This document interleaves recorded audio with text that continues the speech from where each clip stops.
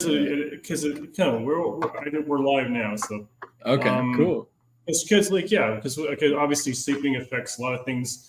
Affects cognition, affects short-term memory, affects like your immune system, your health. It definitely affects irritability and mood. Oh yeah, 100%, man. I'm totally there with you.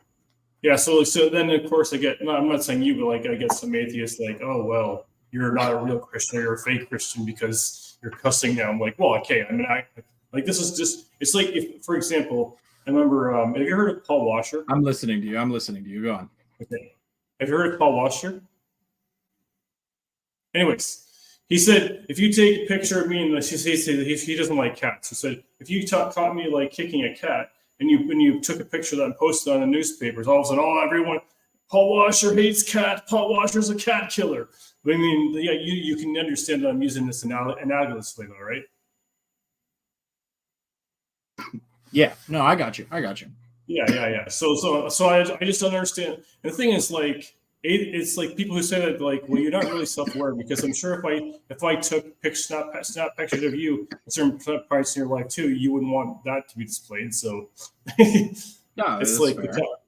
Yeah, exactly. Yeah, no, like I said, like regardless of our ideologies, we're all human. We all fuck up. Oh, 100%, 100%. Yeah, exactly. We're all human beings. We have to treat each other with that universal dignity and respect, right? Yeah, exactly. So I think that's what I mean. One of my pastor mentors said, regardless of our ideology, we're all human. We all have shit we got to struggle with and go through, and we all and we can. And the thing is too is like I when I worked in Toronto, like I worked with pretty much every worldview under the sun, because like Toronto's I don't know if you know this, but Toronto's like a melting pot for immigrants and ideology. So I've heard, yeah. I've never been to the Great White North there, so I don't really. Speaking of White North, did you actually know that there's parts of California that are more north than some parts of Southern Ontario? California? There's parts, if you take the northern parts of Northern California, you go straight across take a ruler and go straight across the map. There are some parts of California that are actually more north than parts of Ontario. Oh, sure. Sorry, I'm thinking of British Columbia. Yeah. My bad. Longitude, latitude. Yeah. Usually, when you say when you tell it to people, it's like yeah. They're not thinking of the lakes, man. Yeah. It's kind of funny though. It is. Because like I don't know. Remember when I was? This is kind of funny. Obviously you know where Michigan is. So when I was a kid, when I was 12 years old, and my church has a program called Cadets. It's kind of like Boy Scouts, but for like religious folk. Sure. So when I was 12, there we had what was called an international camporee. So that means all the people from my denomination in North America got together in Kalamazoo, Michigan, which is like, I have no idea where the hell Kalamazoo. I just know it's in Michigan, and that's it. And I know it's remote. I have no idea what city it's close to, but anyways. So the thing is, like, we're playing on these Canadian stereotypes because every kid is ignorant. Let's just be honest. So like one of the guys a year older than me and Canadian said he convinced a couple of American guys that he wrestled polar bears in his backyard. Okay, dude. I know. Wow. Talk about a tall tale. Yeah, no kidding. The thing is, really, I said we were making bets on it, and you guys have UFC, we have UFK or UFB, something like that. Yeah, that's crazy. But it goes to show how much the average American, and I find it really funny. I watch a lot of JJ McCullough. I'm not sure if you're familiar with him. But just how unfamiliar most Americans are with Canada and Canadian culture. Oh, yeah, that's right. Well, the thing is, to be honest, most Canadians know more about your country than ours. Yeah, it's weird. Because the thing is, like, politics in the States is so sensational. It's like watching a... Yeah, it's like watching... It's like almost like Jerry Springer for politics. Yeah, right? No, it honestly is. And it's a shame. But the thing is, like, and our politics is like... And now we're gonna talk about the no smoking policy in the bathroom. Oh my god! We just can't get people. I would say that Pierre Poilievre has been really spicy in the Parliament recently. Pierre Poilievre. But I'm just generally speaking, like your politics are way more sensational. Oh, for sure. I mean, but that's Yeah. that's the media establishment. That's just. But I don't know if you ever heard, but if you're, are you familiar with Rick Mercer? No. Okay, anyways, he's a Canadian comedian, and for a year he started out with the show. This all the show has out. This it was called This Hour is 22 Minutes, which is self-explanatory. Mm-hmm. There's 22 minutes of the program for the whole hour, Sure. and then he did a split on his own. A segment of that show was called Talking to Americans, and he would just go all over the country and ask the most insane questions. Like he's like, no one's gonna believe this. It's like one of the questions, like, did you hear that they just legalized staples in Canada? What? And then be like getting university president. Congratulations, Canada, on legalizing staples. That's pretty funny, man. I know, right? I was like, do you know how many states Canada has? It's 8 provinces and 3 territories, right? That's right. Actually, remember one time Rick was asking a lady, do you know how many states Canada has? And then her little daughter, wait a minute, Canada has provinces. Oh man, at least they're teaching kids something nowadays, right?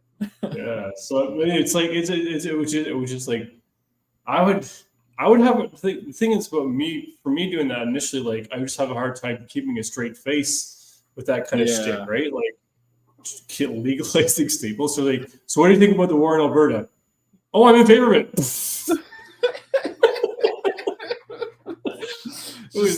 They're just uninformed. They don't want to look stupid on camera, so they say what sounds reasonable, right? Where are you? What is the this? Thing is, like, but the thing is, in ignorance, just say, like, if I don't know about something, like, I don't know. Where are you right now? What is this setup that you've got? You're standing in funny you should ask. I'm actually in a bank ATM. What the fuck are you doing at a bank, dude? What time is it over there? Oh, hold on. I don't want to get into the whole thing of it, but like because of my own proclivities and temptations in the past, I just chose not to have Wi-Fi at my own place. Oh, and I'm only like a 2-minute walk from here, so that's fair. I mean, as long as you're like I wouldn't be out that dark where I'm at. Yeah, well, I mean, I live in the most like rural, like one of the most quietest towns in Canada. It's Dundas, which is just outside of Hamilton. Like nothing happens here. Oh shit! I mean, that's fair. Yeah.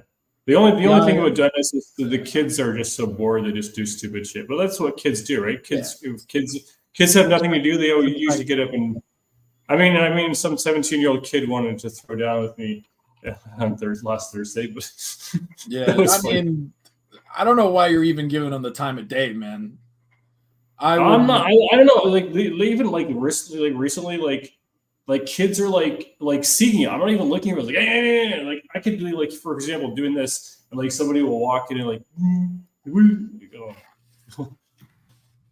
sorry. Yeah, it feels kind of weird because it's like I'm like set up with like a webcam and a laptop and an ATM machines, but I'm not doing anything sketchy or legal or unethical. All I'm doing is using their Wi-Fi, which is totally legal. You never responded to the last thing I sent you over Twitter. What did I? Sorry, I was doing a lot of shit today. What was? No, you're fine. Let me double check what my last response to your. Oh yeah, so you were telling me that my claim, or rather my position, that the moral compass is an internal tool was circular, and I essentially that kids aren't born, like humans aren't born with a moral sense, right? I think kids are born with a moral sense. I think I said something to the fact that it is developed. But it's both developed and created. I think that's where I was trying to go with that. Created in what sense? Like I believe that God creates us with His moral. Like God, like I'm going to say this. So God is perfectly moral, and we have a sense of morality because God creates us with that sense of morality. But that gets developed as we grow and develop and become adults. So how would we test this? If we let's presume that we could do this ethically, right? Because I don't think that any ethics board would let us do this. But presume that we had a child that existed, right? Okay. Uncontacted by the rest of humanity, right? Sure. We wait 20 years for that child to grow up in complete isolation. Would you expect that child to have a moral sense of any kind? Yep, I would. Interesting. So there are things I believe that people can know without having any exposure to the outside world. So what are those things then? Like, I believe that intuitively you would just know, even if you've never had contact with a human being before, that it's wrong to kill someone, or that it's wrong to hurt them without provocation. What would give you that impression if you had never participated in a society? Instinct. What is the mechanism? Instinct? Total instinct. You have so that. When you say instinct, you're referring to humans as like a natural animal, right? No, I'm not referring as a natural animal. Just like, well, every creature has instincts. Okay, so that's like the animal part of the brain, though, right? That's not the advanced social part of the brain that we're talking about. No, the base state of morals get developed. Morals and gets developed more obviously more strongly with socialization. Sure. But the instinct portion, where is that coming from? Is that coming from man as an animal? I believe that's created, and I think that even in isolation, you can develop a sense of ethos without a contact with the outside world. Well, I guess that makes sense from your point of view, because you think humans are like separate from animals, right? That we're some sort of I totally believe it's separate. I totally believe it's a human. I don't believe humans are animals. Interesting. I believe we can act like animals, but I don't believe we are animals. Well, that I'll agree with you on. Yeah, we definitely can act like animals sometimes. Yeah, for sure. I mean, I find that fascinating. And I think, Ken, that this is an attack on a position, not an attack on you. But I think your position, that is Darwinian atheism, is. I would object to that. That's not. You can't. No.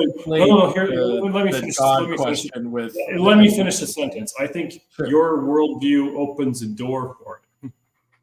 Opens a door for what? Animalistic behavior. Animalistic behavior. In what sense? I think that if you kick God out of the equation, so to speak, you open the door for just about any kind of anything in terms of conduct. I mean, look at our world today. We're living in a clown world. Like, people believe that they can be the opposite gender. That's not reality. Well, that's a separate conversation. So, that's a separate conversation. My point is, is back to my original point, which is that worldview opens the door for all kinds of bad stuff. That's all I'm saying with that. I think it opens the door for it. I mean, I guess if you're from your perspective, right? Because you believe that morality is like an objective thing that exists outside of humans, right? Yeah. So I guess you define immorality as that which goes against what you believe God wants, right? So not what God wants, but God is the standard of morality, I believe. Sure. But like, what goes against God is immoral fundamentally to you, right? Yeah, but what goes against God? There is nothing that one can do against God that would be even like outside of the concept of morality. Yeah, but the thing is, there's interconnection between that morality and what we do with ourselves. Like, for example, the 10 Commandments are a baseline to God, but they're also a violation. At least half of them are a violation against people. In what sense? Well, I mean, half the commandments deal with human behavior. Don't commit adultery. That's human behavior. Don't lie. That's human behavior. But you label those as violations. What part of that is a violation? Trust. They violate trust. Violate trusts. It violates the trust of humanity towards God? Toward each other and towards both. It breaks the horizontal and the vertical bonds of trust. The commandments themselves existing breaks that trust. No. The commandments exist as proclivities are boundaries for healthy relationships. That's the point of the commandments. They're for our own good. It's like, you can think. Let me put it this way: we can think of the commandments as gatekeeping from fun, or we can think of the commandments as gatekeeping from self-destructive behavior. Sure. But what I'm getting at, right, is that you fundamentally, anything that goes against God is categorically immoral, right? That which is moral is what goes against God, and that which goes against God is immoral, right? That'd be fair. So there's nothing in your mind that a person could do that goes against God that isn't immoral, or that God isn't concerned about. Everything that a human being can do is either moral or immoral, right? Yeah, but I think it can be dicey because obviously there's categories too, right? Like even in morality, there's still a hierarchy of a top-down system guide. Sure, but I mean the objective. But on the face of it, yeah. But on the face of it, I agree with your analysis. Okay, see, because from where I stand, right, I care about relationships and interactions between human beings, right? Well, no, your system deals directly, but as interactions between humans and God, right? Yeah. Everything that we do to each other is also something that is being done to or for God, essentially. In a roundabout way, because everything either conforms or doesn't conform with God's standard, if we want to call it. Yeah, that's true. Yeah, that's a good way of putting it. So I'm not concerned with that relationship. I'm concerned with the horizontal of like individual ethical actors in any given social interaction, right? So there are definitely things from my point of view that don't lie within morality. There are things that are amoral, as in they exist outside because they don't concern that relationship. Okay, right? So what would you consider amoral? Without getting into anything extreme, like. Well, if it's extreme, it's probably not immoral. To be general and to give you a good example of what I mean by this, animal cruelty.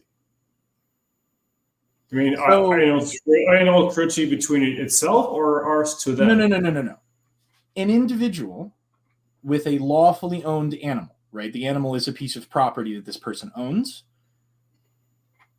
What you do to that doesn't concern any other people. It doesn't hurt anybody else. So I don't really have a moral position on it. I don't like it personally, right? I think it's icky to do mean things to animals. I think it's evil. I think animal cruelty is evil. Sure, absolutely. And I agree with you, but it's not. I think people who commit animal cruelty should be locked up. I would be okay. I mean, not necessarily for a long period of time. I'm not against. I think it warrants some jail time. It's just to me it's a matter of personal like preference, right? Are you like personally okay with people doing shit to their own property? Because if you're not okay with animal cruelty in like a fixed moral sense, when part of your property includes a living creature, I think that's a little bit different. Well, I'm only concerned with human interactions, right? All of the rest of nature is either unowned or owned property. So you're only concerned with human interaction. You're ambivalent for morality, for moral purposes. Okay, so that's what I mean. So for morality purposes, you're ambivalent about how humans treat the rest of the world. Yeah, I'm ambivalent. It lies outside the scope of morality for me. All of nature is property, either owned or unowned, right? I don't think we should do like wanton unnecessary damage to the environment, right? But the environment itself is not a moral actor. It cannot be like aggressed upon. No, I mean the animals don't have rights. Natural world itself can't be moral because the natural world doesn't have. In order to be moral, you have to have a mind, will, and desires. Yeah, you have to have sapience, agency. You have to be able to like exactly. Yeah. So in order to be a moral creature, you have to have a mind, will, and emotions. Right. I mean, we can define it that way. I was going to say the only creatures on this planet that can be moral are humans. Yeah. I'll give you an example. Because an animal kills an animal, no one gives a shit. But a human kills a human, that's different. Yeah, that is different, right? Because the human life has a fundamental like value. We all agree that it has value, right? And so by fiat, it does. Looking forward to June 3rd, man.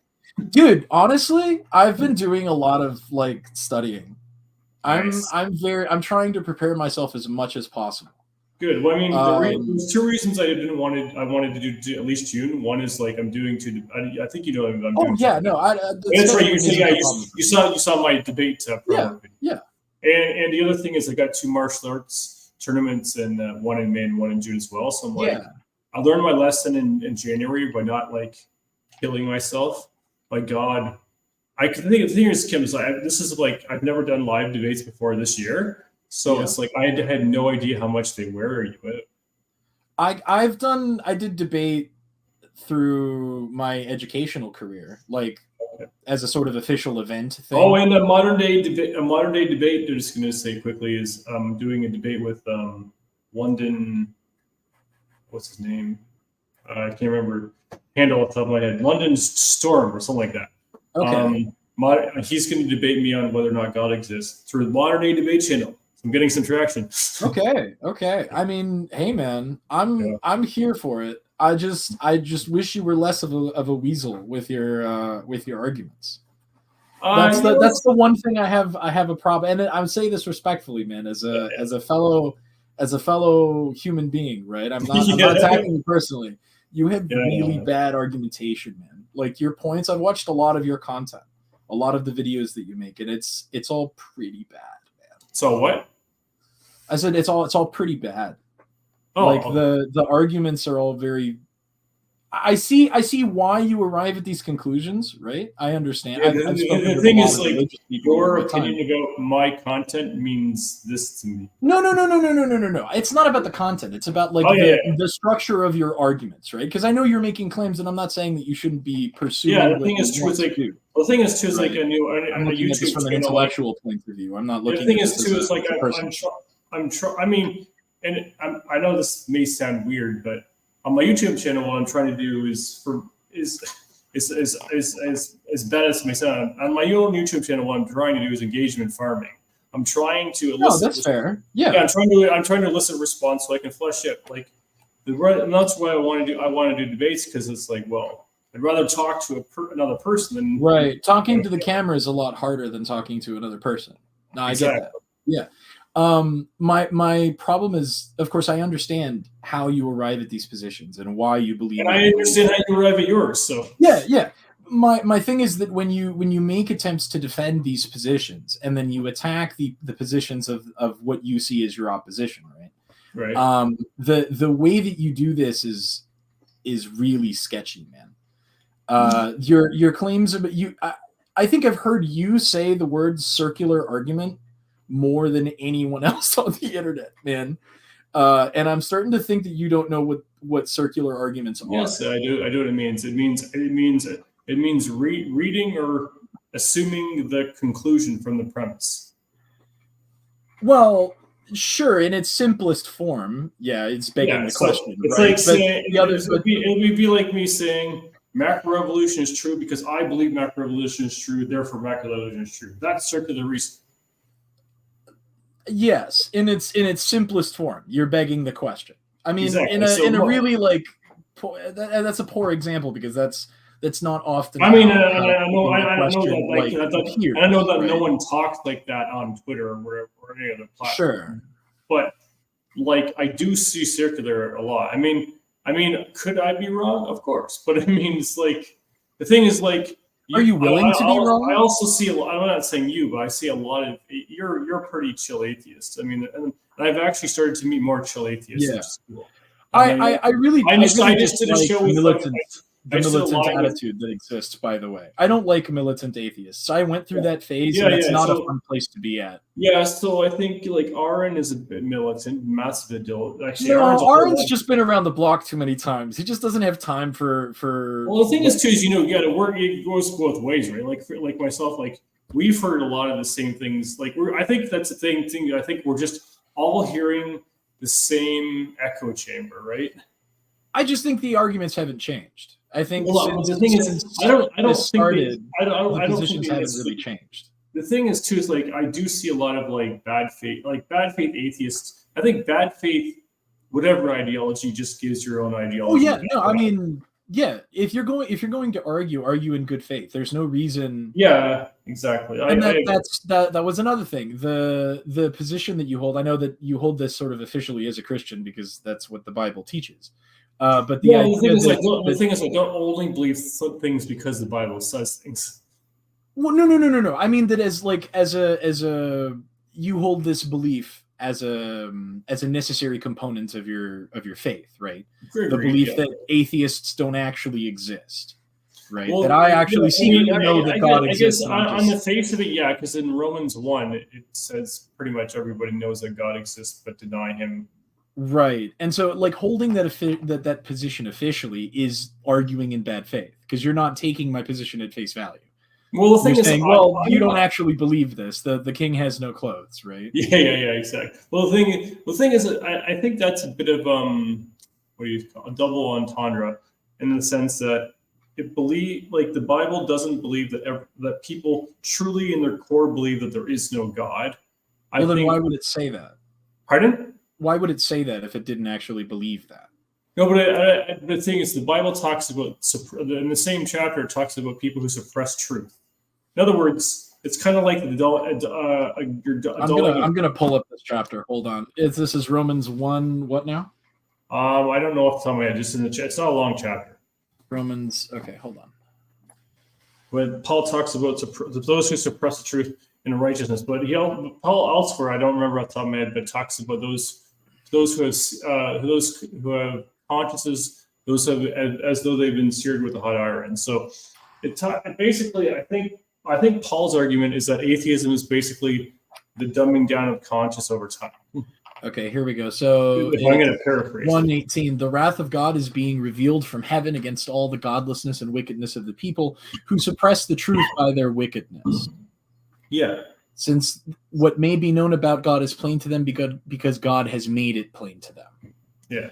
That last bit, because God has made it plain to them. I take objection to that. I would not agree that even if I grant that the God that you worship, right, exists in a tangible physical sense. Sure. I would not agree that he has made this fact plain to me. Or to anyone for that matter. Plain is a very specific. It basically means he's made it obvious to all that he's real and alive. Right, but I would disagree that that's the case. I would disagree that he has made it obvious. And I think a lot of people on Earth would disagree that he's made it obvious. Yeah, but our disagreement doesn't make it true. What do you mean? Because we disagree with something, like say, for example, if you disagree with me that I'm wearing a brown sweater, that doesn't make it true because I can see that I'm wearing a brown sweater. I mean, yeah, but why would God allow for that disagreement to happen? Why wouldn't God make it plain to everyone? That's what I mean. There's a simple answer and a complex answer. I think the simple answer is like humans, God desires relationship. But like humans, God allows the relationship to exist or not to exist. Like it's not coerced, is what I'm trying to say. Okay. That's an interesting point. That's an interesting point. God wants people to pursue him, and the Bible makes that clear too. So he gives us the free choice to not pursue him, though. Absolutely. And so what happens to people who don't pursue him just out of their own personal preference? They just decide that differs too, because there are people who are moral agents everyone's a moral agent. Sure. But you can live a moral life without God in it. But everyone's proclivities and temptations. But if denying God by itself is some sort of serious offense, right? As to God it is, yeah. Right. So then there is no free choice, right? Because I think that's either I take what I'm told, I do what I'm told, or I'm punished. That's not a free choice. So let me give you an analogy. Sure, I'm listening.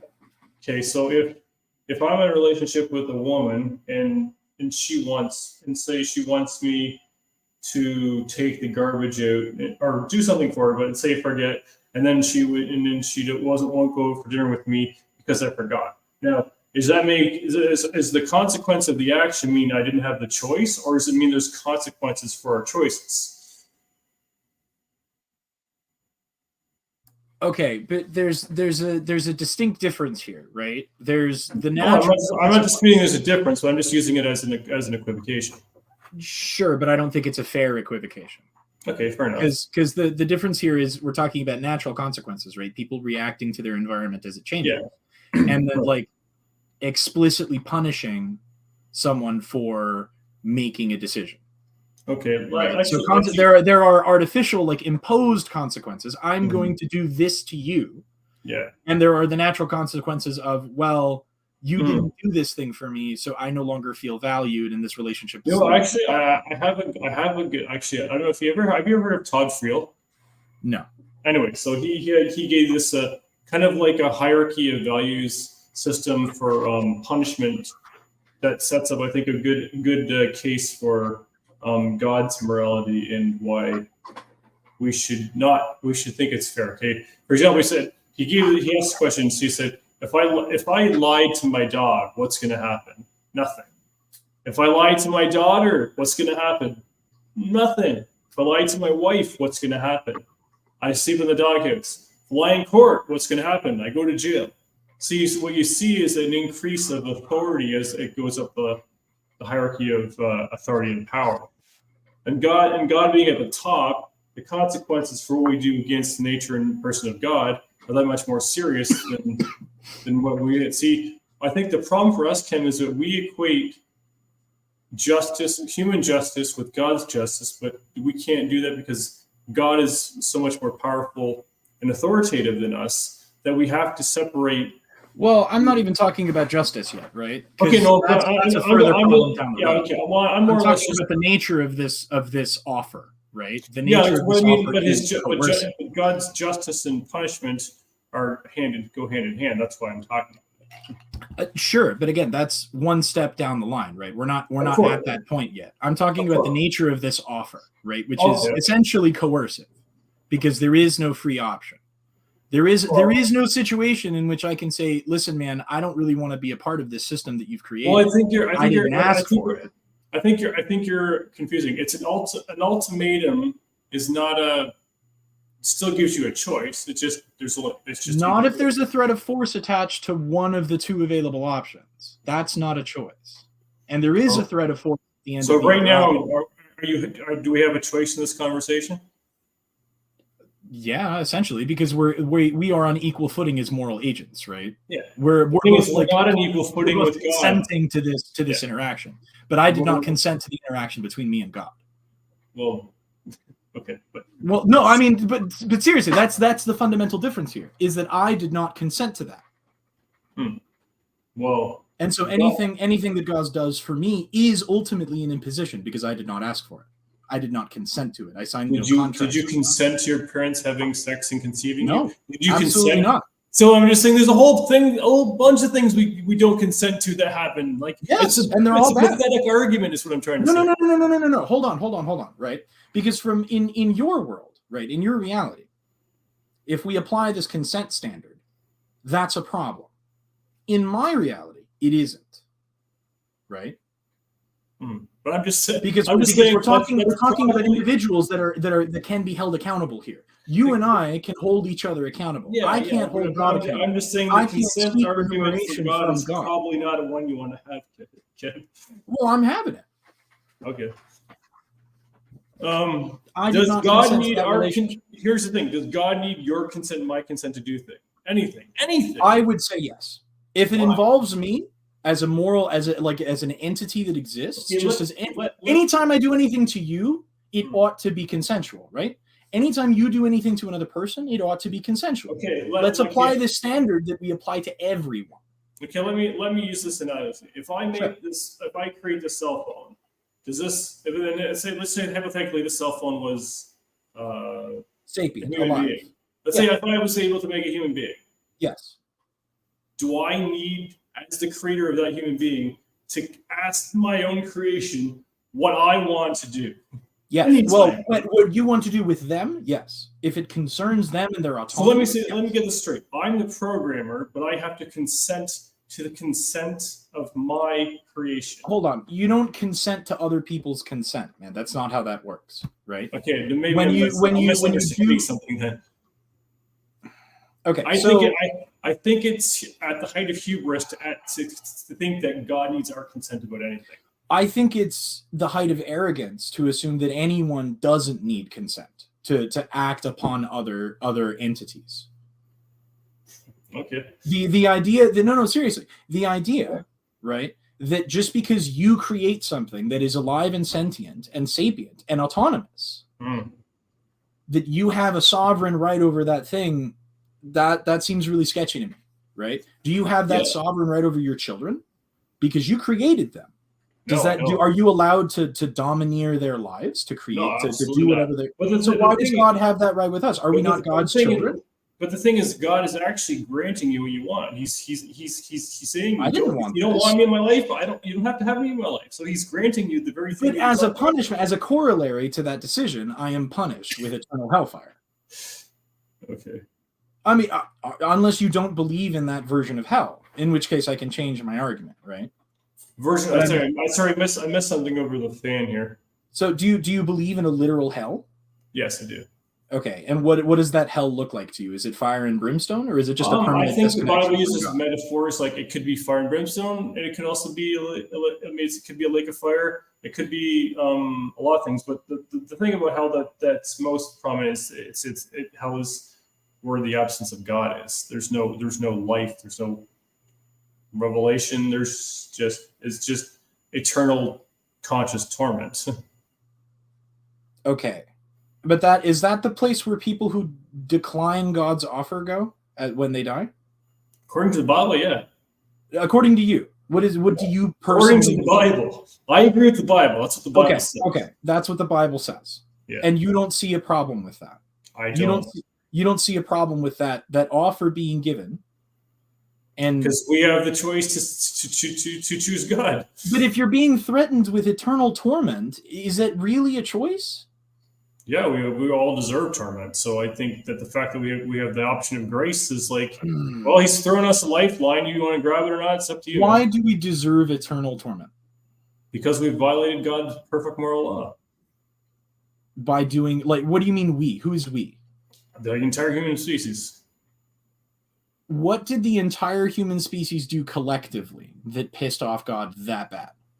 Any type of sin. Any sin. Well, it could be lying, stealing, adultery. Yeah, the 10 Commandments. Go to the 10 Commandments. Any one of those things in God's eyes is worthy of eternal death. Okay. Would you agree that God creates humans as they are? Yes and no. Okay? Explain. Well, God created us perfectly, and we chose to give God the finger, and now we're paying the price. We live with created value as creations of God, but we're also living with a sin nature. It's dual. We're living with dual natures. Okay, but all of that is a product of God's creation, right? Hold on. This should not. This is the wrong orientation. All of that is a product of God's creation, though, right? Like that's God created us perfectly moral and gave us free agency. Okay, so then where does the sin come from? Us choosing to rebel against God's standard, flipping God off. Okay. Why would God give us the ability to flip Him off? Because He wanted relationship, not robotic autonomy. Why? That seems like an inferior choice. Well, it seems like an inferior choice to create things that have the ability to hate you. Well, I mean, think of it this way: if I'm in a relationship with someone, the only way I can be faithful is to have the option to be unfaithful, right? The only way I can love is at the option of hate. The only way I can give myself sacrificially is if I have the option to be selfish. And the same works with us and God. The only way we can have a relationship with God is to have the option to not have a relationship with God. Okay, but we don't have that option. We do. No, we don't. We are coerced into having that relationship. Well, if it was a coercion, everyone would be having it. how isn't it a coercion? I mean, we're just back at the same problem, right? Well, I think you're conflating coercion with ultimatum. An ultimatum is a kind of coercion. It's a threat. In like just explicitly, it's a threat. I will do this to you if you do not conform to this standard. But he didn't. He made a way. So I don't know. For me, this is a non-issue because maybe just because maybe my upbringing, my background, whatever. But I think for me, it's a non-issue because I believe that we all deserve eternal torment anyways, and God was gracious enough to give us a lifeline. So my sense of that is choose the lifeline. You don't have to worry about it. Okay.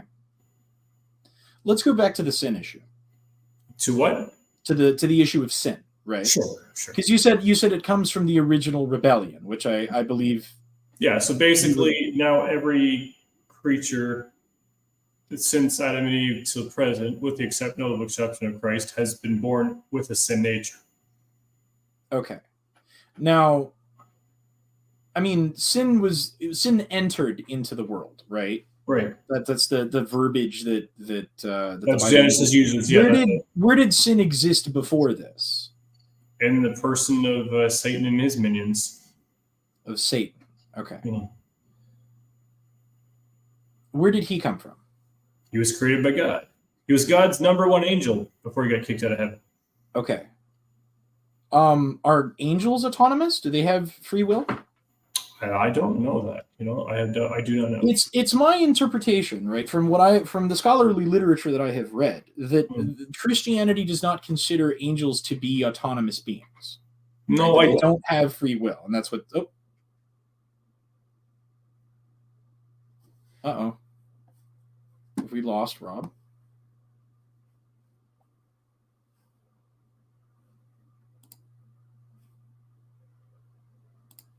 What the hell? What the hell just happened? Sorry about that. Oh, he's back. There you are. I closed one too many tabs. Whoops. Sorry. What was the last thing you heard? Something. I was explaining that I don't think that Christianity considers angels to be autonomous. You're right. Yeah, I think you're right.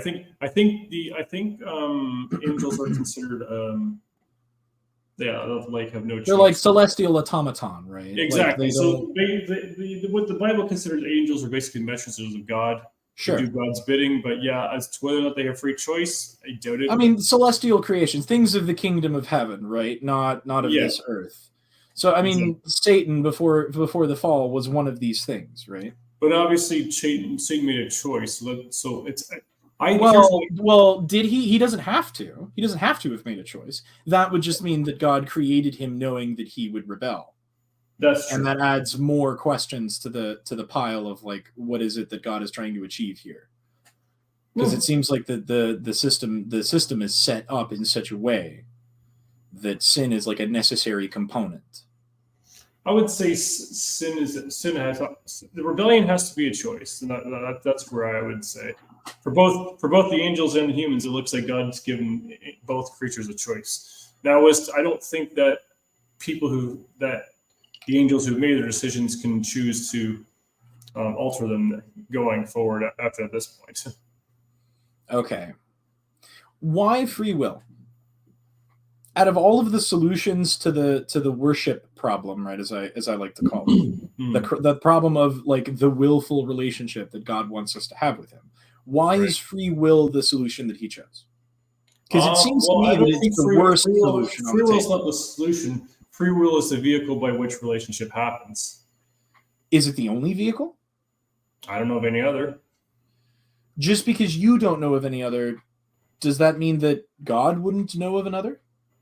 No, but God knows everything. So okay. So would you agree that there is probably a solution, right, that could have been in front of God that would not have required suffering as a necessary component? Well, sure. Why not? So why didn't God take that one? Because again, I think God is interested in the relationship. Well, if we can both agree that there is a method through which he could have achieved that relationship of the same quality, without introducing suffering. He could have just made us, as Dawkins said, moist robots. Well, not necessarily, right? There's a myriad of different solutions that we can't imagine because we're not an infinitely knowledgeable God, right? Right. Yeah. But as long as he is an infinitely knowledgeable God, then necessarily a solution that did not require introducing suffering does exist.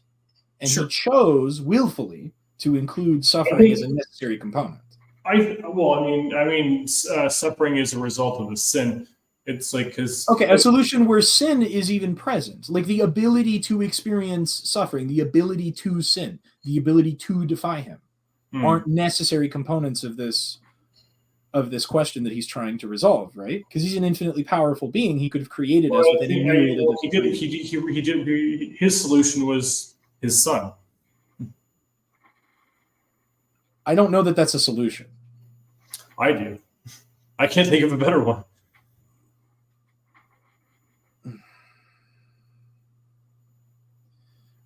Again, this is a weird position to pivot from. Why is Jesus the solution?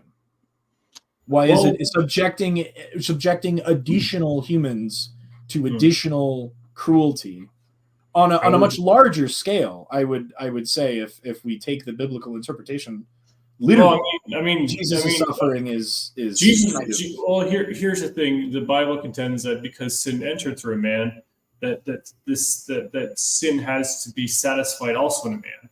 But the second man has to be perfect and perfectly and morally perfect, because the only sacrifice that God can accept is moral perfection. So then, what is Jesus? He was morally perfect God-man, both natures at once. But Jesus is the one being sacrificed, or not his moral perfection. No, he's being sacrificed because you and I and the rest of humanity screwed up. Okay. And so how does Jesus solve the problem then? By absorbing all of our sin, if we choose to put our trust in him, on him. Why not just get rid of the whole thing? You're already there. I already answered. I just answered the question But then Jesus isn't getting rid of anything until we give it to him, right? Yeah. Why not? Again, it's a relationship. Why choice? He wants a choice. He wants us to do it freely, willingly. He doesn't want to ironically coerce us. So then, why the threat of hell? Hell isn't a threat. Hell is a choice. It's saying God's giving you the choice. Can I choose to not go to hell without having to go to heaven? No, it's more about what do you want? Do you want God or do you want your own stick? I want to exist outside of his system before I can make a choice. You can't. You're doing that right now, are you not? No, I exist in his system. You exist in a world. From your point of view, I certainly do, right? I am under God's jurisdiction. I wish to not be under God's jurisdiction. You're under God's jurisdiction, but you don't have to abide by his laws. I don't care about his laws. I don't want to be under his jurisdiction. Okay. Well, that's too bad. I mean, I don't mean that facetiously. I know you don't. I know you don't. But do you understand the problem there? That isn't a choice. That isn't an option that's okay. Well, you don't want to live under this system. Cool. Go fend for yourself somewhere else. Right. Is very different from, well, if you don't choose my way, you go to hell. Right. It's a very different proposition. But hell, on the face of it, is simply here's the thing. Here's where I want to say about hell. Hell is not God doesn't. Well, okay, in the sense God sends people to hell, but people choose hell. What hell is essentially is the absence of God's power and presence. Now, if you don't want God in this life, let me finish the sentence. Okay. If you don't want God in this life, don't you think it would be cruel for God to force you into his presence in the next one? Yeah, sure. But is hell not within God's domain? Actually, hell was initially created for Satan and his angels, and God made an allowance for humans because humans also have the same. But so does hell exist outside of God's influence then? Pardon? Does God have no power in hell? Is that what you're saying? God isn't. God has no presence in hell, but God has power over hell.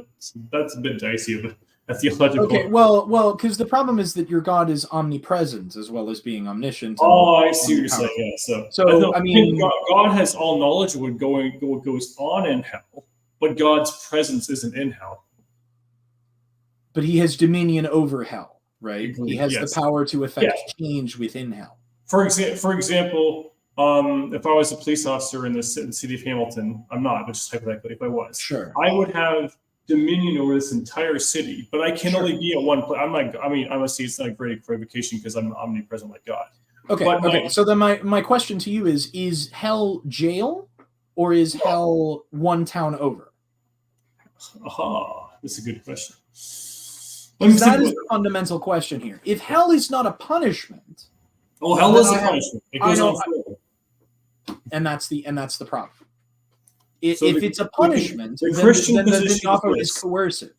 Yeah, the Christian position is this: either you're under the grace of God and you've been imputed with Christ's righteousness, or you're under the law and you're dead in your sin.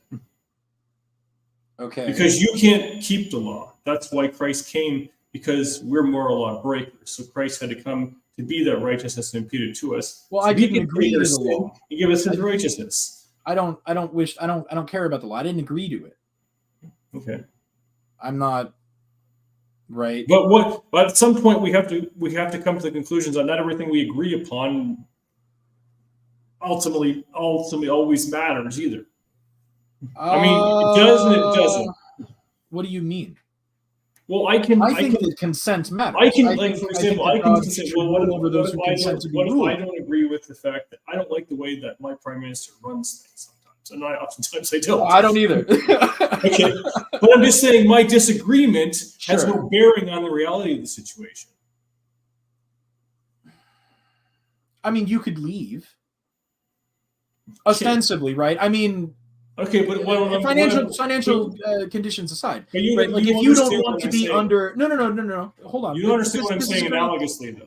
No. I do. I also want to point out that this is a great analogy for my position as well. Is that the difference here is that if you don't like the way that your prime minister is running things in your country, ostensibly financial conditions aside, you can leave and choose a different system. That's right. True. Where the laws of Canada.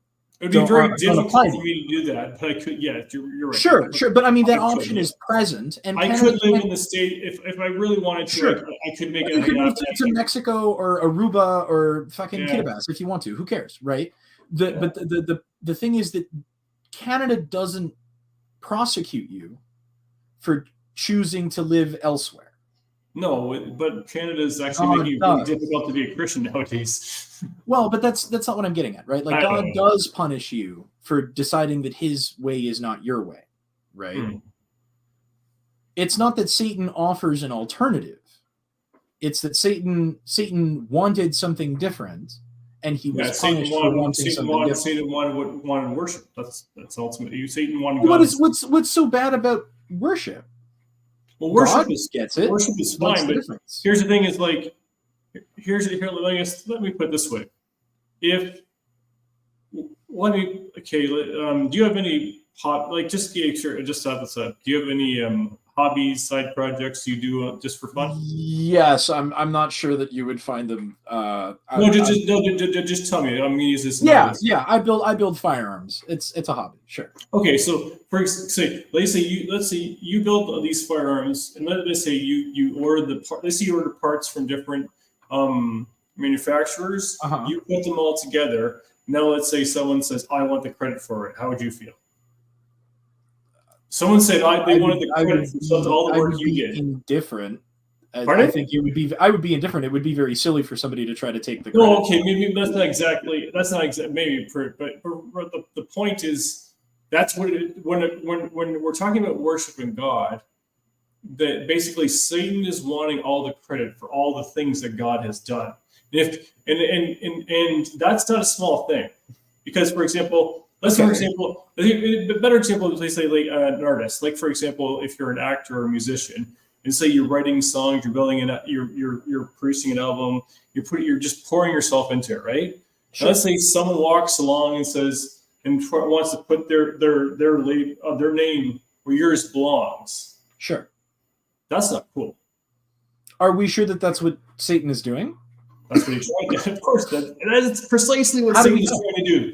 He's trying to take credit for things that God has done. How do we know that? How do we know that? He's trying to give God, he wants God to get the bad rap for all the things that God's not responsible. Sure. But how do we know that that's the case? That's a good question. How do we know that that's the case? How do we know that that's what Satan wants? We hear in the Bible. Well, because about what Satan did. Because Jesus told us that's what he wants. Where does he tell us that?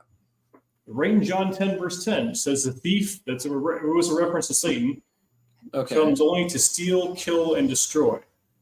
But I have come that you may have life and have it to the full. Okay, is that what Jesus is saying that Satan wants, or is that Satan telling us what he wants? That's Jesus telling us what Satan wants. And Satan's been why should we believe what Jesus said instead of what Satan says? Why not hear it from the horse's mouth?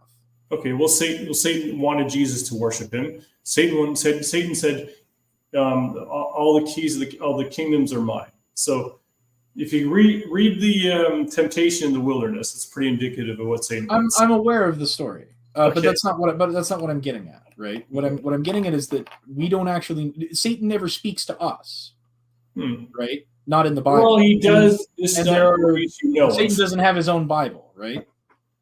Like he doesn't. What is his side of the story? Pardon? What is Satan's side of the story? Essentially, is what I'm asking.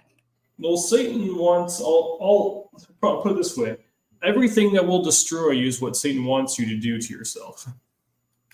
And others. From the perspective of the Bible, sure, but I don't know that that's actually the case. Okay. Right. Because I don't hear anything from Satan's side. Satan never presents an argument to me. I never get to hear what he stands for. I don't get to hear what he wants. I get the Bible telling me what he wants, and that's the Bible's word against a non-existent agent. Right? Because Satan hasn't shown up to tell me what he actually wants. See, my friend is blowing up my comment section. Oh, what's going on? I just minimized my screen so I could see if that would go in. Oh, there's like a whole chat here. Oh man. Yeah. Okay, hold on. Yeah. Oh, I was not aware of the chat. I'm so sorry, Mr. Child of God. I did not realize that you were in the chat. I'm sorry. Apparently, he thinks that Satan's having a field day with you. I mean, sure. Demonstrate. The thing is, like, here's the thing with Child of I can't see right now, but it's like, right. Even if that's true, it's not a helpful comment for this conversation. No, I think it is. I think it speaks to the one-sided nature of this. No, that's fine. No worries, dude. No, I'm not saying you're worried. I'm just saying, like relationship, right? Like, in order to build rapport with like atheists, like going gung ho about like you're a child of the devil, like to use like obviously what's it called hyperbolic rhetoric. Yeah, it's not helpful. No, it isn't, but it's fine. It doesn't bother me. My problem is that, like, because Satan is the adversary, right? Satan is the alternative. Yes. So he's not given an opportunity to construct that alternative before God tells you don't listen to him, he's stupid, and cast. Well, Satan is not. I don't believe for a second that Satan's stupid. I think Satan is very clever. Way more clever than people. Sure, but that's not what I mean, right? Okay, well, that option is. I'm just responding to the rhetoric you're using. That's all. Sure. Because when we say that Satan is this figure that like tempts, right? Tempts us with what exactly? I think there's three things that tempt us. I think we're tempted by our own proclivities and desires. I think we're tempted by culture, and I think we're tempted by Satan. So I think all three of those things happen simultaneously. I mean, Satan's temptation specifically, to what finality, right? What is Satan trying to get that God doesn't want us to give to him? There's two things. One is Satan wants destruction, and it says right that in John 10, verse 10. The other thing is Satan wants glory. Satan wants what he doesn't deserve. Satan is like the kid who watched like, for example, and obviously too, say if I for a science fair and I had to build a model rocket. It's like Satan's like, oh, by the way, we did a good job, eh, guys? And they're like, and he did nothing. Everyone else did all the work. So he wants credit for things. Do we know that to be the case, though? We're back. Do we know that to be the case, though? Yeah, I do. I do know that to be the case. Okay, because we never see Satan do that of his own accord. We hear the Bible tell us that he does that, right? Mm-hmm. Well, the thing is, the Bible is, well, I mean, other than, I mean, that hugely vague, ambiguous references in the Quran, the Bible is the only text that we have to go with what that reveals the nature of Satan. Doesn't that seem odd to you? Yes, that you don't get a complete picture of this conflict. No, I think. Well, I mean, obviously, it'd be the Jewish Talmud too, but obviously, Jewish text is Judea. We live in. I mean, it's Judeo-Christian worldview. But yeah, I mean, it's not the Torah is not that much different from. No, that's true. I mean, that's true. And so, with the exception of the New Testament, right? Right. But I mean, same problem, right? That we don't get to hear his side of the story, and that doesn't strike you as odd that we don't hear a complete account of this conflict. Because I bet if I asked you what exactly the war in heaven was about and what it was specifically that Satan did, you wouldn't be able to tell me. Well, I think the only thing the Bible really hints at is that Satan wanted God's position. He wanted to be worshipped. But he said, I will make myself above the Most High God. Is that not essentially what God has done, though? But God deserves it because God is God. Sure, but I'm sure that if Satan was in God's position and had God's power, he would be doing the same thing, right? Well, for sure, but that's pretty hypothetical. Okay, and so the power of creation comes with the seat, right? So I'm sure if Satan could move himself into the seat, he would do just the same thing that God has done: is to create his own dominion and create follow what? Why would you think that? Because that's what you're telling me, is that's what he wants. He wants glory. He wants power. He wants what he doesn't deserve. And he's a created being. To deserve it is a value judgment. That's a matter of opinion. Well, usually when we deserve things, it's because we've done something to deserve something. Right, but Satan in that moment did not have the ability to do anything. That's true. Because it was not given to him. Yeah, Satan has a lot more power than we do, but he's got a lot less power than. But he doesn't have enough power to achieve what he wants, right? No, of course not. And so, and that's a good thing, by the way. Let's assume that he did for a moment. Let's assume that he was able to achieve his goals in that moment. That would be terrifying. What would make it any different than what God is doing? Because Satan doesn't want our best. God does. Satan wants to destroy us. Okay, and he wants us to God has destroyed plenty of humans. God has destroyed plenty of humans in the Bible. What is the difference? But for different reasons. Judgment. Reasons matter? There is judgment. There's no question about that. The judgment of innocence, right? Because there's plenty of innocent people who died in the flood. How do we innocent by whose standard? Anyone's standard, man. And which innocence are we talking about? You pick whichever one you want, dude. The fact that they're innocent is the only thing that matters. Well, right? No, I mean, like, what story are we talking about? Pick one out of the Old Testament. It doesn't matter. Sure. Sure. Let's do the flood. The flood is easy, right? Because you and I can conceptualize that out of the vast millions of people that the Bible claims were killed in this flood, there must have been people who were innocent of any crimes, that they had not done anything sinful. Sure, but yeah, the Bible said that all flesh had become corrupt and violent, and violence filled all the earth. We're talking about something that would make World War II look like a picnic.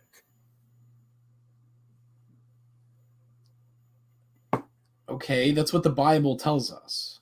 Right. That's one side of the story. And we have no other side of the story, because sometimes there is no other side of the story.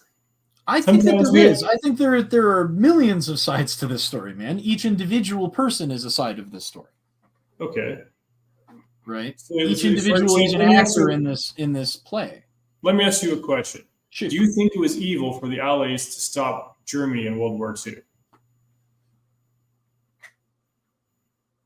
Evil? Evil in what sense? Do you think it was evil that they did what they did to stop the Nazis from advancing their plan in World War II? No, but I wouldn't say that it was good either. Engaging in war is generally not a good thing.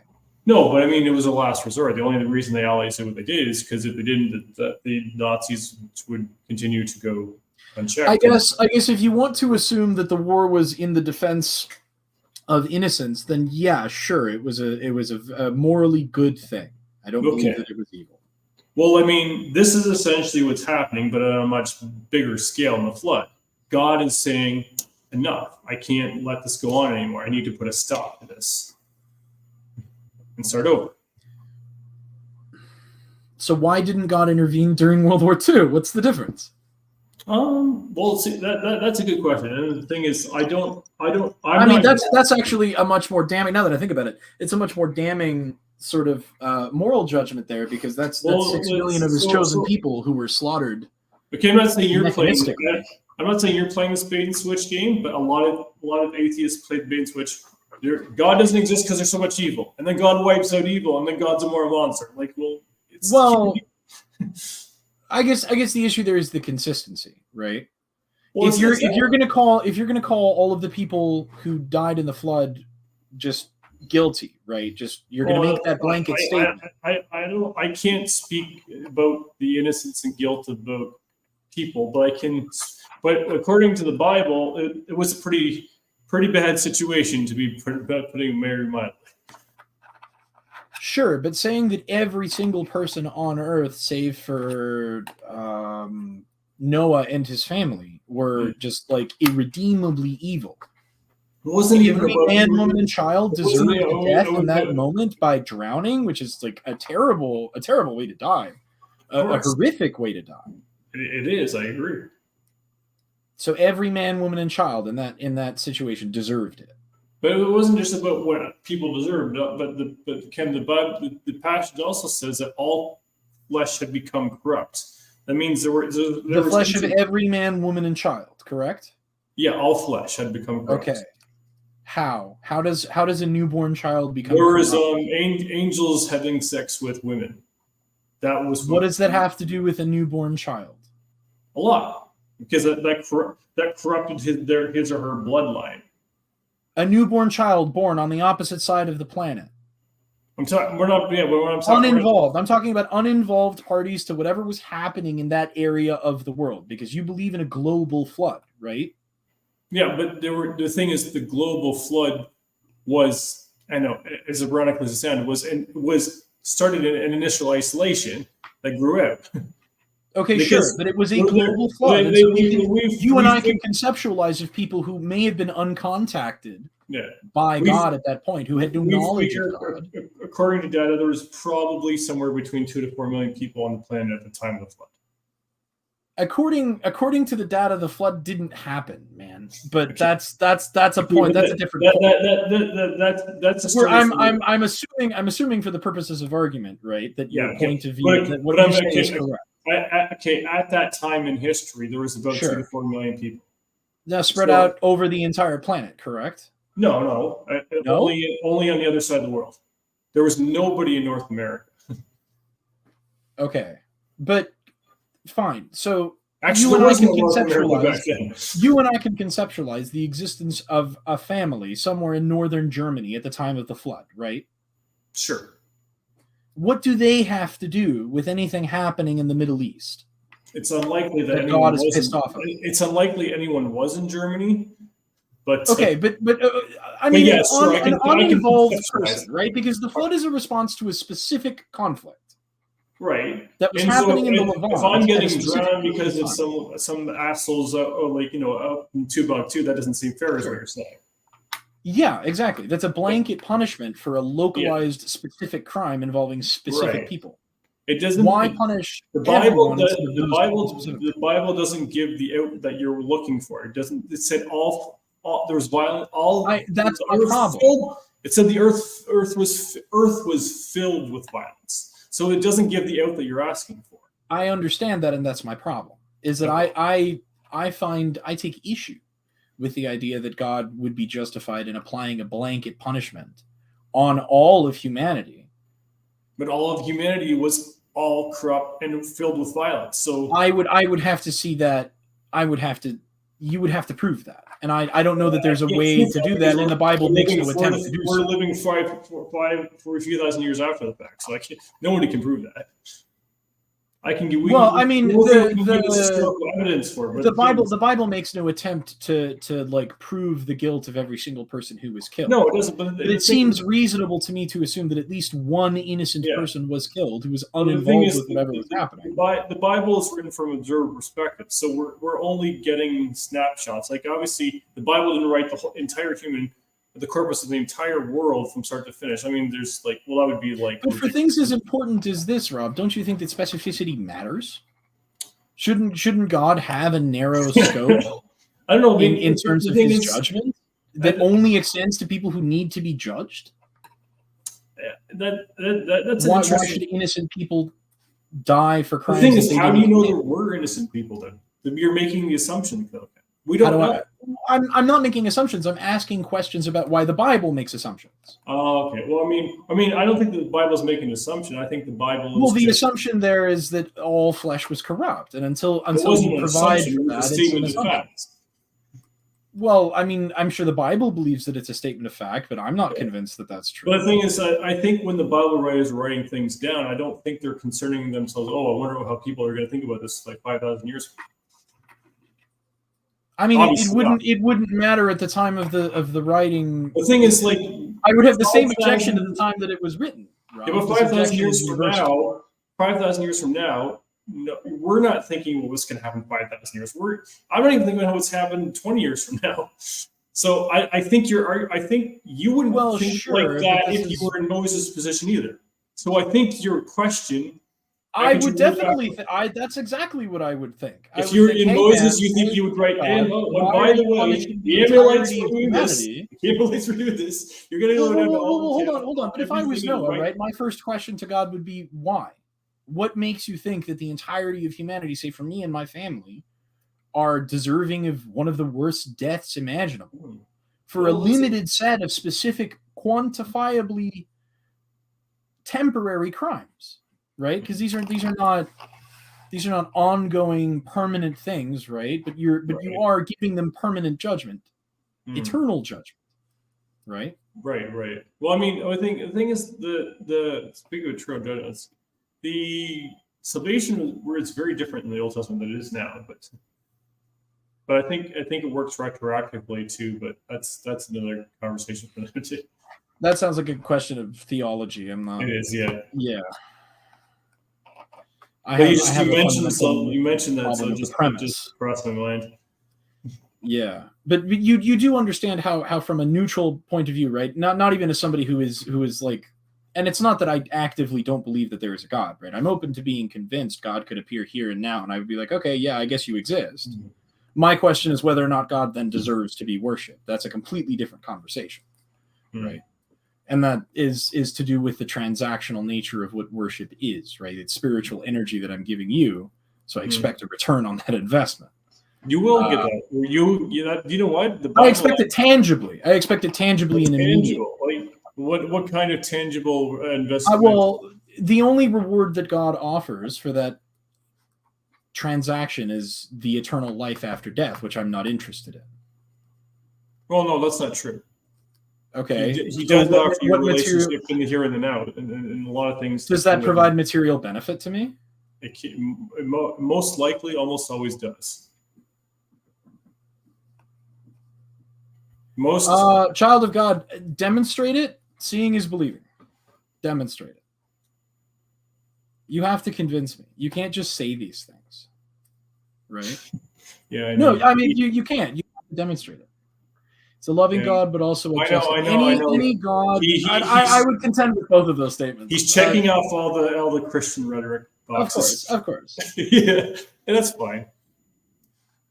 I mean, see his goodness more than his wrath. I don't know that his wrath. See, he's doing the same thing that bugs me with atheists, making claims that the dump isn't being it.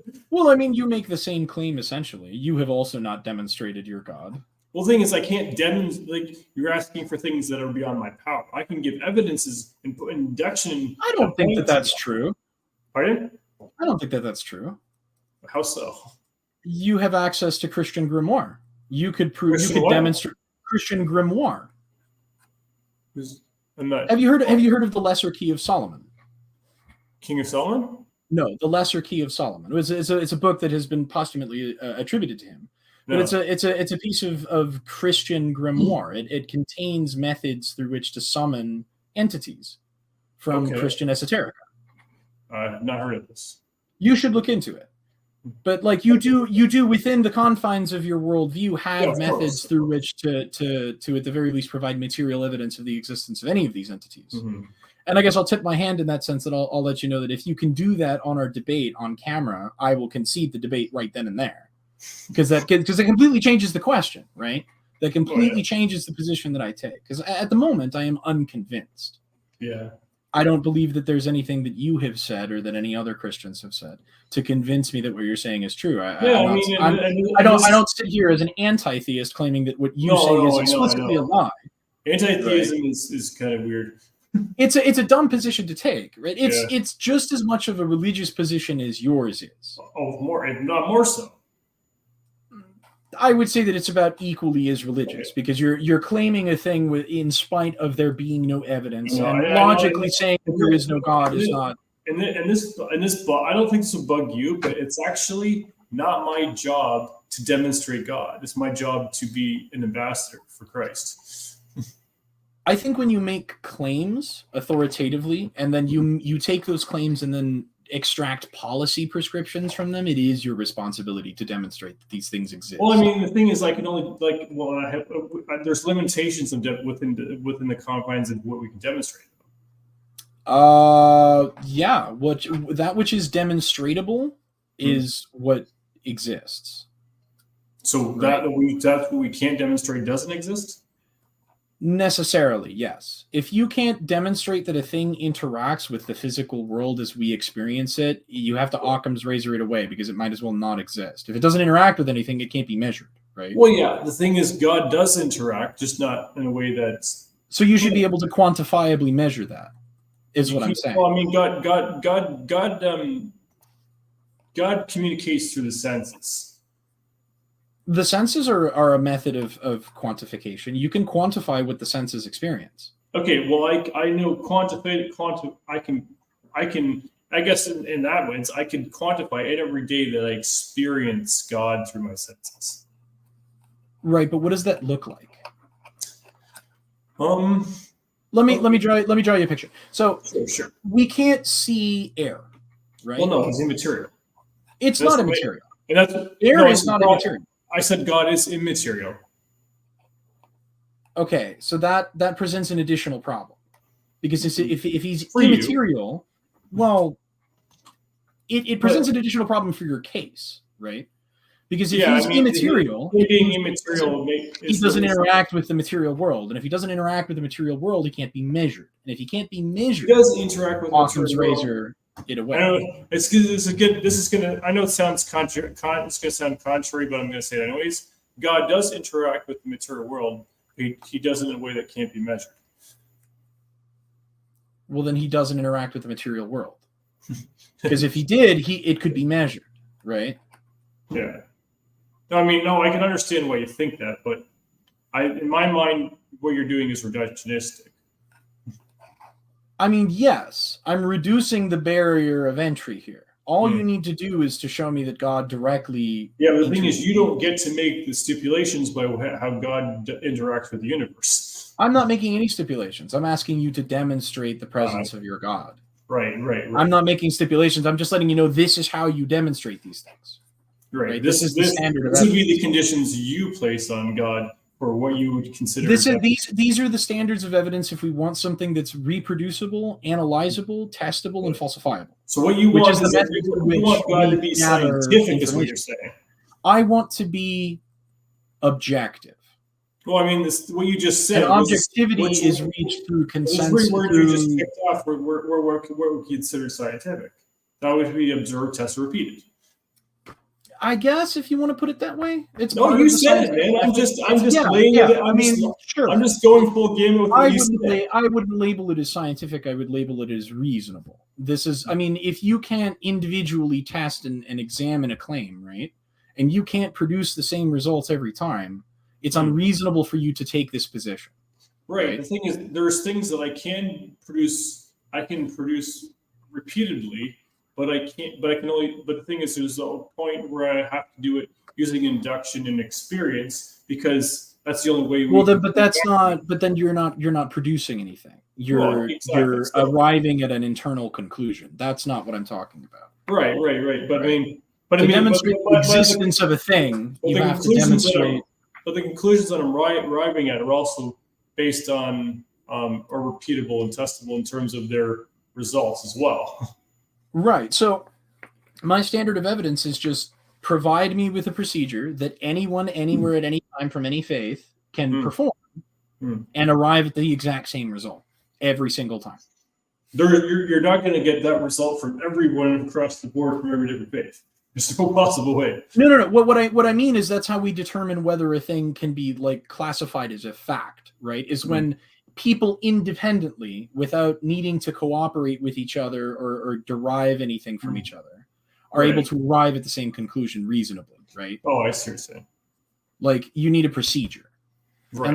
And that's what I'm saying, is that if there's nothing to be gathered at the end of that procedure, if there's no quanta there to measure, I don't know that it's a reasonable position to take. I'm just seeing he left. He left quite a bit ago. All right. Like, that's just the standard of evidence if you want to prove that a thing exists, and that applies for anything, right? Like, if you want to prove that one of these flags exists, I can send you data about these flags, right? You can't send me data. Nobody has sent me data about God. I should amend the statement before I say something. I put my foot on it. Nobody yet has produced quanta about God. You can't tell me where he is. You can't tell me how big he is. You can't tell me what he's made of. Yeah, because those things are immeasurable. Right. And so that's like the fundamental problem, is that if you're going to say that a thing exists, you have to demonstrate that it exists before you can reasonably expect people to believe you. But I believe gravity exists. I can't prove it. Yes, you can. Absolutely, you can. Well, you can measure gravity's effect on things. Right. You can measure gravity's effects on things. That's true. But it's still a theory in essence. I mean, yeah, but theory in science means something different than theory. I can't see the wind. But you can feel it. You can measure it. You can put up a windsock and you can see. Exactly. I can move my arm through space and I can feel the air. Yeah, you can feel your physical the physical sensation of air whooshing past your fingers. I can't do that to God. No, you can't. And that's the problem, right? Is that you're making a fundamentally immaterial claim. So the thing is, I think you're making a category error. I know that you would like me to be making a category error. No, I know that you are making a category error. What is my category error, Rob? You're making the category error in saying that basically, I mean, I'm going to use a bit of tongue-in-cheek, but I'm basically saying the category error is you want God to be scientific, but God's immaterial. So on the face of it, this sounds like special pleading. Sure. This sounds like special pleading. You're making a special condition for God as to why he can't fit my standards of evidence, that everything else that I can confirm exists. But God is immaterial. But God is immaterial, so asking for demonstration of a tangible. Well, but you believe that God exists in a tangible sense, right? Like, yes, you experience God, you feel God, you speak to God. Right. God has spoken to people. That's a material existence. Right. That's physically, because what is sound if not the vibration of waves or the pressure waves traveling across a space, right? Yeah. So if you hear God and God speaks to you and you speak to God, we should be able to measure the volume of God's voice, for instance. That'd be cool. I wish I could. But you understand that the fact that you can't is a problem fundamentally for you. For you. It's a problem for your case, because your goal is ultimately to convince people. My goal is to ultimately point you in the right direction. What you believe is the right direction. And that requires convincing people. Sure. if you're going to claim that a thing exists, you have to demonstrate that the thing exists before you can reasonably expect people to believe you. I can see how you can think that. Well, I mean, necessarily, you have to, right? Hmm. You have to demonstrate to somebody that God exists before you can reasonably expect them to believe you. I think. I mean, and this is just kind of. I wouldn't say it's neither here nor there, but it's indicative of the world we live in now. I think we've become so obsessed with proof that we've almost used it as a way, as a gateway of saying, if we can't prove something demonstrably, then the thing doesn't exist. And I think that's fallacious. Well, why should we believe in things that we can't prove exist?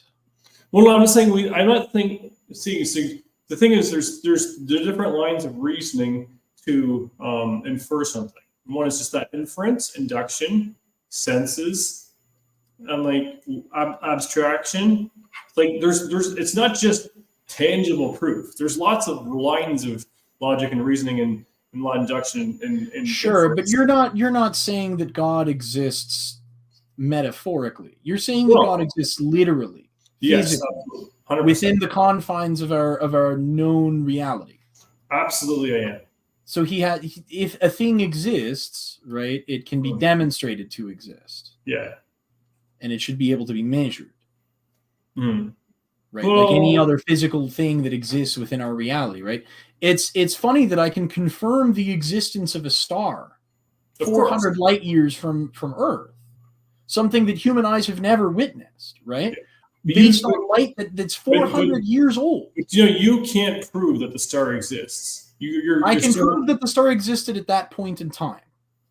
I'm measuring the light. But how do you know that what you're seeing is what's there? How do you know that's not some AI project? How do you know it's not some program? Because I can see it. I can confirm it with data. People on the other side of the planet can look at the same patch of sky. How do you know that you're measure that? How do you know that someone's not hoodwinking you? Because I don't have to trust anybody. I can observe a thing, write down the way that I observed it, and someone on the other side of the planet who doesn't know me and has no reason to lie to me and has no reason I'm not saying they do, but I'm just saying. And observe the same patch of sky and see that same star. But I don't think you apply the same standards for God that you apply to other things in your life. Why not? Why should God? What I'm saying is I think you have a higher scrutiny for God's existence. I think you apply harder standards for God's existence than other things that you can't prove. Like what? But that you know are true. What things that we know are true that we can't prove? Like what? Things that we both know are true that we can't prove. I know for a fact that maybe I'm learning this wrong. I know for a fact that abiogenesis is scientifically impossible and logically absurd. I can't prove it, but I know it. I mean, you believe it. I can't. Right? It's you just personally believe that. Abiogenesis is an unresolved issue currently in biology. Okay. Well, it's the most likely candidate for the origin of life, but it hasn't reached that level of evidence yet. You're right. It never will. Man, it'd have gotten the closest of anything else. I think the only closer thing, or rather, the only other thing that got anywhere near as close would be panspermia, and that's sort of been abandoned by science or by biology. Although it's personally, I think it's far more interesting. It's the most insane theory I've heard in a long time. I mean, have you read the research? No, but just on the hold on. So you haven't read the research? Nope. But you're making a judgment on the validity of the conclusions that research arrived at. Because it on the face of it, it's just impossible. But you haven't read the research. It doesn't matter. It does matter. How are you judging a thing that you haven't learned about yet? You don't know anything about abiogenesis. Because I understand the concept of it. What is the concept? That life, we get carbon matter or organic matter from inorganic matter, and there's just no way that you can cross that bridge. Well, the research would suggest otherwise, which is the research is faulty and is. How can you say that if you haven't read it? Because I just told you I understand the concept. But you don't understand the research. Like, you haven't seen the procedures that people, like the experiment that I sent you. I can actually find that notification real quick. Right. I mean, the paper that I sent you specifically about how amino acids can produce spontaneously. Hold on. Okay, I will read that. Well, later. I mean, this is. Well, no, now I'm in it. You've got me. I can just go to the Wikipedia page right now. I will find it. Wikipedia, really? Well, yeah. I'm looking for the Miller-Urey experiment, right? You do know that Wikipedia is like I'm not claiming this as an authoritative source. I want to get an abstract of it. Well, it simulated conditions similar to what we understand prebiotic Earth would be like, and it demonstrated that through excitation, through something like an electric spark, inorganic compounds could form into amino acids. Amino acids can be synthesized spontaneously. How? Through the excitation of that lightning. How's that happen? What's the mechanism by which that happens? That is a great question. It has to do with the chemical reactions of the specific. But how does a chemical react if it's what? Well, chemicals aren't like living things, right? Of course. But when they come together in specific combinations, something to react, something's got to push it to get it started, man. Sure, and that would be the hypothetical lightning storm that was happening above the. Well, what caused the lightning storm? I don't know. Weather. What causes any lightning storm? Weather. You understand the problem is it's just everything is just kicks the can further down the road. Yeah. And that's a problem for your position. No, it's not. It is, man. Things happen spontaneously in nature all the time. What are you talking about?